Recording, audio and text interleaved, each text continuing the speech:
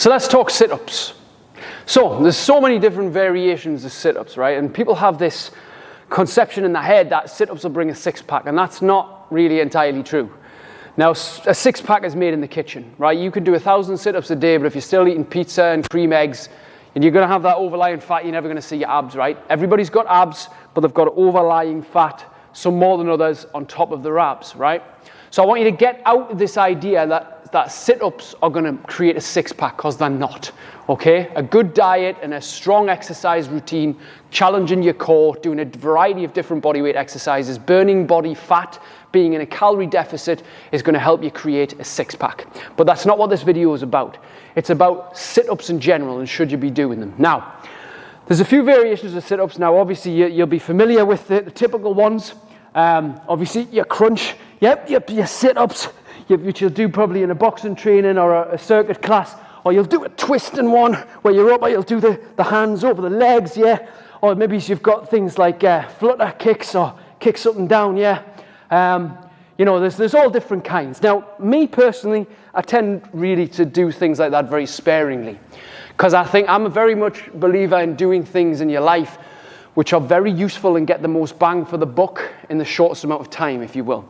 So, you know, prioritizing things which challenge the whole body and involve more movement will be more beneficial to you, I believe, over the long term, rather than just focusing on just doing crunches, which can be bad for your back eventually. I prefer the variation called the shin grab sit-up.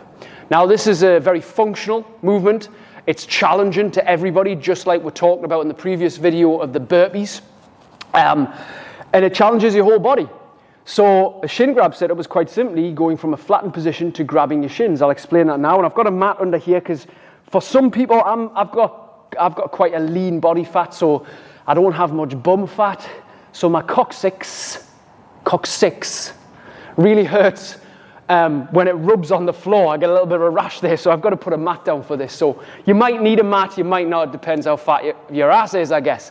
So for the whole shin grab sit-up, the technique is quite simple.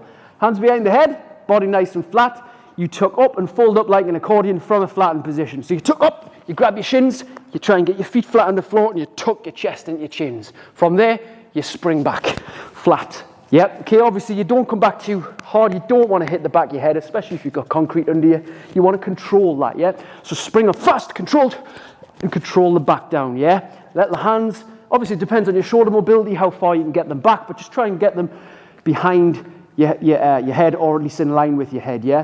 When you come up, you tuck up together, touch squeeze as tight as you can, and down, yeah? Now, if I was to get you to do 30 of these, up, down, it would be a challenge. Now, some people can't quite get up, so what you got to do is just get up any way you can, throw yourself up if you can, grab your shins. Some people can't tuck in further, just grab where you can, and come back. Practice it. If you need to roll up on the one side, that's fine. And then once you roll up on one side, maybe try and roll up on the other, yeah?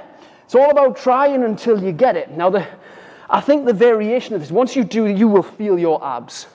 You do 30, 40, 50 of these, 100 of these, depending on your level, you will feel the abs.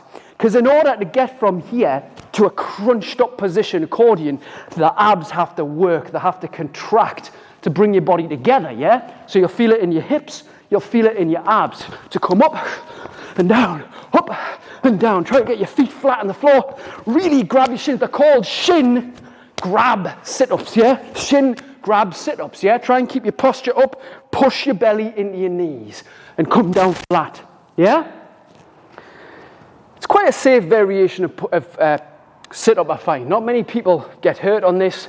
Not many people complain about, you know, feeling injuries in the back and things. Just take your time with it.